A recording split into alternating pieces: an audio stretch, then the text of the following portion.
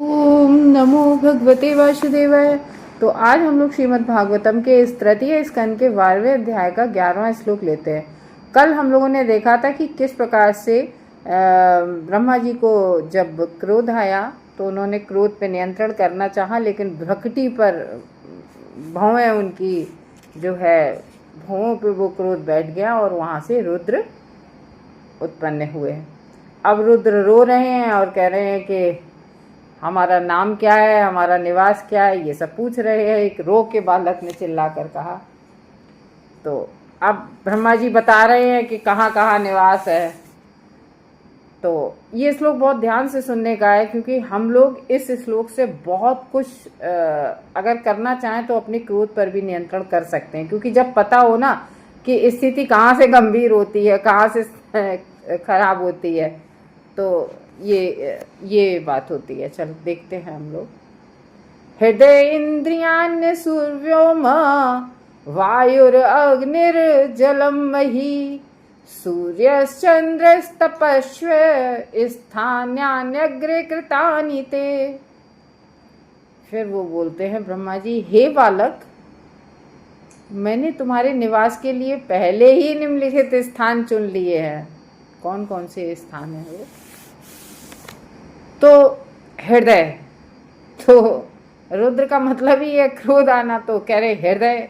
तो जब हम लोगों को भी क्रोध आता है तो हृदय से सबसे पहले क्रोध आता है। कोई भी बात है ना हृदय में लगती, जैसे किसी ने कुछ कह दिया तो जब क्यों हृदय में क्रोध, जब जैसे ब्रह्मा जी को कहा उनके उसने रुद्र ने, और जैसे 4 कुमारों ने भी कहा था, 4 कुमारों ने कहा हम गृहस्थी नहीं करेंगे, हम विवाह नहीं करेंगे, तो क्रोध आया, हृदय में आया। फिर इंद्रियां यानी कि भ्रकटी, आंखों पे हम लोगों को क्रोध आता है तो आंखें कितनी जल्दी से लाल हो जाती हैं, और बहुत ज़्यादा तेज क्रोध आया तो हाथ पैर भी एकदम से, ऐसे समझ लो कि क्रोध आया तो बच्चे के मम्मी लोग थप्पड़ हाल रसीद कर देती हैं, है ना।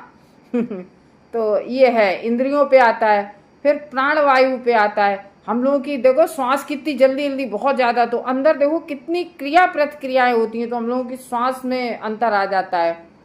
आकाश में क्रोध रूप में जब बिजली कड़कती है, वायु में जब तूफान टाइप का और आता है, और अग्नि, अग्नि तो है ही, अग्नि जब अपना विकराल रूप धारण करती है, तो जल प्रलय के रूप में, जल को देखो केदारनाथ में आई थी किस तरीके से, जो वो आती है, ये बाढ़ आती है जल में। वैसे जल कितना शीतल होता है, शांत होता है, लेकिन बाढ़ जब आती है तो कितने लोग मर गए थे।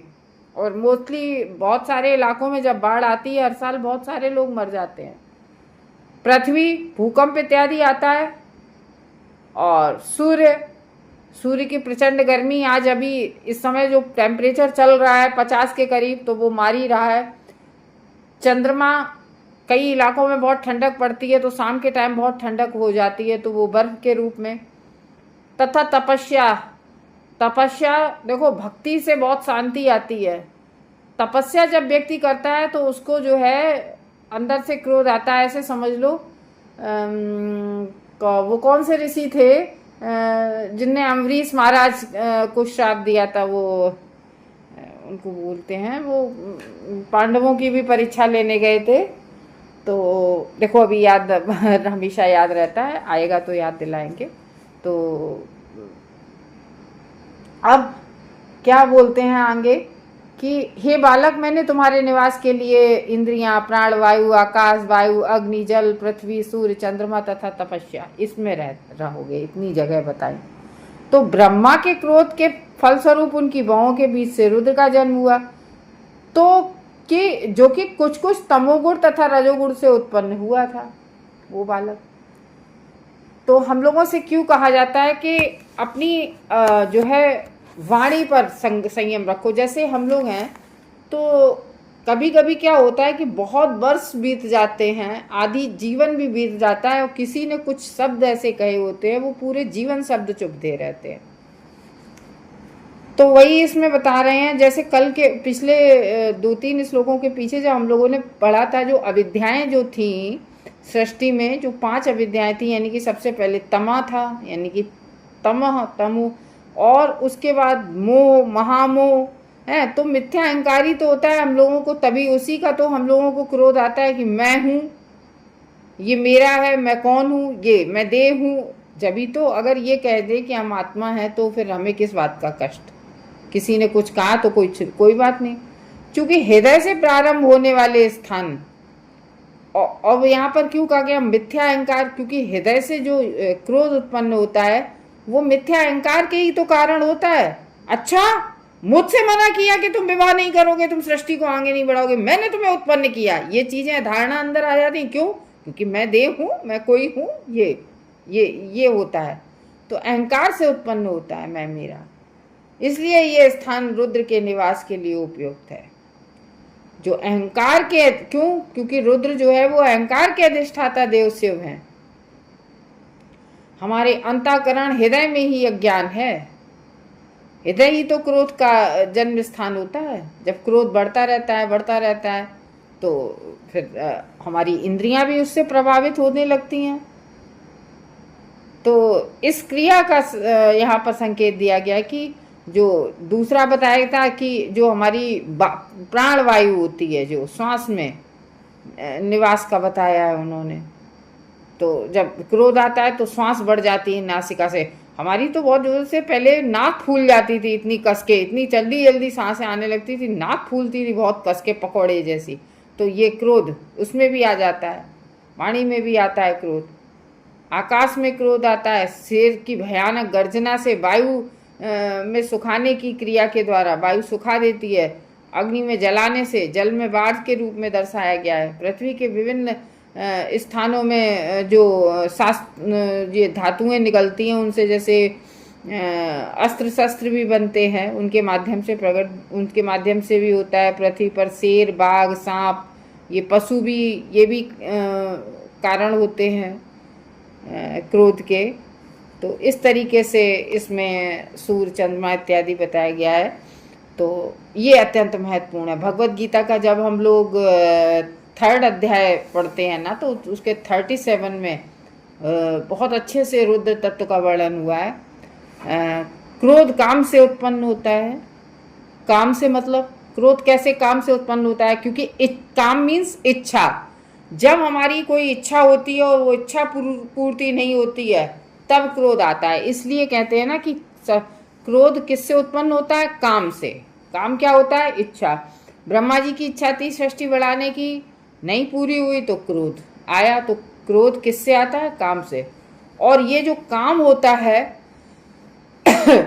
कामनाएं, जो हम लोगों की इच्छाएं या कामनाएं होती हैं, वो रजोगुण का प्रतिफल होती हैं, यानी कि रजोगुण से हमारी इच्छाएं प्रकट होती हैं। तो जब काम तथा लालसा असंतुष्ट रह जाती है, वो हमारी इच्छा पूरी नहीं होती है, तब क्रोध उत्पन्न होता है। तो जो बद्धजीव हम लोग हैं उसका भीषण शत्रु है ये काम, और इस अति पापमय तथा शत्रुवत काम का प्रतिनिधित्व अहंकार करता है। अपने आप को सर्वे सर्वा सोचने की मिथ्या अहमवादी प्रवृत्ति के रूप में होता है। बद्धजीव जो कि पूरी तरह भौतिक प्रकृति के बस में है। हम सब बद्धजीव तो पूरी भौतिक प्रकृति के ये जो तीनों गुण हैं उनका भी प्रभाव हम लोगों पे रहता है, सतोगुण, रजोगुण, तमोगुण का।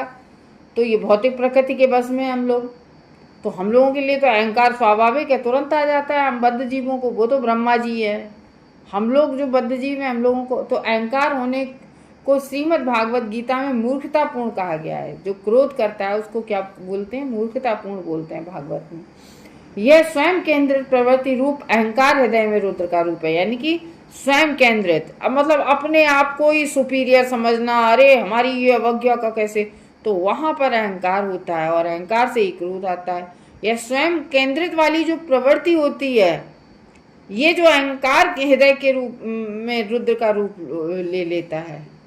तो जहाँ क्रोध उत्पन्न हो गया, यह क्रोध हृदय में विकसित होता रहता है और फिर हमारी शरीर की जो अन्य क्रियाएं हैं, अन्य इंद्रियाएं हैं, उनको प्रभावित करता है। जैसे जब क्रोध आता है तो हम लोगों के देखो आँखों में भी, आँखें भी कैसे लाल और तमतमाई हो जाती हैं, हाथ पैर भी इनके द्वारा प्रदर्शित होता है। जब मनुष्य क्रुद्ध होता है तो वह ऐसे क्रोध को लाल लाल आंखों से और कभी कभी मुट्ठी बांधकर या पैर पटक कर प्रदर्शित करता है। तो रुद्र तत्व का यह प्रदर्शन ऐसे स्थानों में रुद्र की उपस्थिति का प्रमाण है। जब ऐसा होता है तो ये रुद्र की स्थिति, युद्ध की यहाँ पर उपस्थिति हो जाती है। तो इसलिए ब्रह्मा ने कहा कि यहाँ पर तुम्हारा स्थान है। जब कोई व्यक्ति क्रुद्ध होता है तो वह तेजी से सांस लेने लगता है, और इस तरह से प्राण वायु द्वारा श्वास लेने की क्रिया द्वारा रुद्र का प्रतिनिधित्व होता है।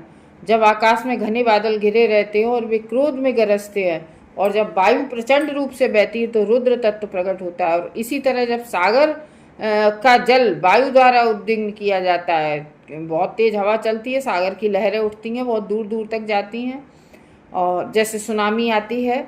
अभी कुछ वर्षों पहले सुना था ना कि समुद्र के किनारे लोग वो क्या कहते हैं, सन बाथ ले रहे थे, और एकदम से सुनामी आ गई, लोगों को अपने साथ बहा ले गई।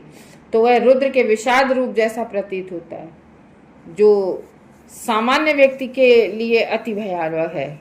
यह आग धधक रही होती है तो भी हम रुद्र की उपस्थिति का अनुभव कर सकते हैं, और जब पृथ्वी पर बाढ़ आती है तो समझ सकते हैं कि ये भी रुद्र का स्वरूप है। भयावह स्थिति हो जाती है बाढ़ की।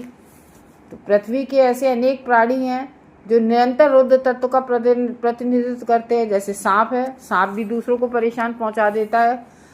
क्रोध आता है, सांप के डसने से व्यक्ति मर जाता है। बाघ खा जाता है लोगों को। शेर भी अटैक कर देता है।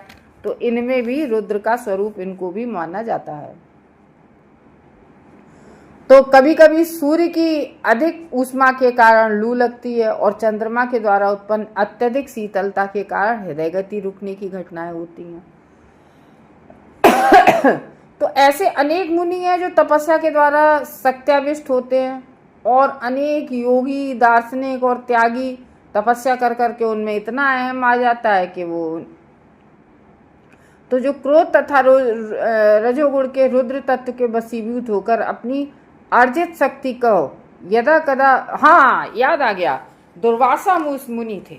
दुर्वासा मुनि को बड़ा जल्दी क्रोध आ गया। एक्चुअली में क्या था, इसकी भी थोड़ी सी हल्की सी कथा है। देखो, दुर्वासा मुनि को हम सब जानते हैं कि इन्होंने, देखो पांडवों के अभी उन्होंने, दुर्योधन ने लगा दी थी पीछे से हवा कि तुम्हारा निमंत्रण है। वो 10,000 शिष्यों के साथ पहुंच गए थे, लेकिन कृष्ण भगवान ने उनकी मदद की, वहाँ तो कुछ नहीं था। तो दुर्वासा मुनि का क्रोध देखा नहीं जा सकता। तो दुर्वासा मुनि ने इसी तरीके से, अम्बरीश महाराज ने एकादशी का व्रत था, एकादशी के व्रत के बाद द्वादशी को उन्होंने ब्राह्मण को भोजन के लिए, दुर्वासा ऋषि को भोजन के लिए बुलाया और कहा कि आप आइए। तो पारण का एक समय होता है अगले दिन द्वादशी को, एकादशी के व्रत रहने के बाद, तो वो समय निकल जाता भोजन के समय। तो सुबह ही उन्होंने क्या किया, नहा के केवल मात्र जल पी लिया अम्बरीश महाराज ने, और दुर्वासा ऋषि तो बस इसी बात पे हो गए। तो ये है, तो तपस्या के से इन लोगों को, तपस्या जो लोग करते हैं तो इन लोगों को क्रोध आने लगता है। तो इसीलिए तो हम गृहस्थों के लिए सबसे बढ़िया बताया गया कि कथा सुनना। उससे क्या है, कथा सुनने से हम लोगों का क्रोध, लालसा, काम, ये सब कम होते चले जाते हैं। तो इस तरीके से हम लोग जान सकते हैं कि दुर्वासा ऋषि रुद्र तत्व के प्रभाव में आकर ही महाराजा अम्बरीश पर गरज में पड़े थे। और एक ब्राह्मण बालक ने महान राजा परीक्षित को शाप दे दिया था। परीक्षित महाराज को शाप दिया कि तुम्हें 7 दिन के बाद तक्षक नाम का सर्प आएगा, वो डस लेगा, तुम मर जाओगे। ये उसने भी श्राप दिया था उसने परीक्षित महाराज को। तो जब रुद्र तत्व ऐसे व्यक्तियों द्वारा प्रकट किया जाता है तो पूर्ण पुरुषोत्तम भगवान की भक्तिमय सेवा में नहीं लगे होते ऐसे लोग, क्योंकि भगवान का भक्त तो कभी दूसरों का बुरा चाहना, बोलना तो बहुत दूर की बात रही, कभी अंतरात्मा से भी नहीं चाहता है। जो व्यक्ति अगर उसको परेशान और प्रताड़ित भी करता है अगर भक्त को, तो भी भक्त नहीं चाहता कि इसका बुरा हो। वो फिर उसको कैसे लेता है, दूसरे अंदाज में कि प्रभु की ही इच्छा होगी। तो ये है, भक्तिमय सेवा में नहीं जो लगे होते हैं उन्हें तपस्या के बल पे क्रोध आता है। तो क्रुद्ध व्यक्ति अपने उच्चस्थ उन्नत स्थान से नीचे गिर जाता है। इसकी पुष्टि श्रीमद् भागवतम के 10वें कैंटो के 2 अध्याय के 32वें श्लोक में है। वो श्लोक ये है, एयन्ने अरविंदाक्ष विमुक्त मानिनस्तस्त भावादि विशुद्ध बुद्धिया आरुह्य कृच्छ्रेण परम पदम ततः पतन्तयोधयो नाद्रयुष्टघ्रयः। निर्विशेषवादी का सबसे दयनीय पतन उनके झूठे तथा तर्कहीन दावे के कारण होता है, और ये वह सर्वोपरि से एक है। तो हम सब लोग जानते हैं ना कि निर्विशेषवादी क्या सोचते हैं कि भगवान का ना तो कोई रूप होता है ना कोई भगवान होते हैं, ये होता है।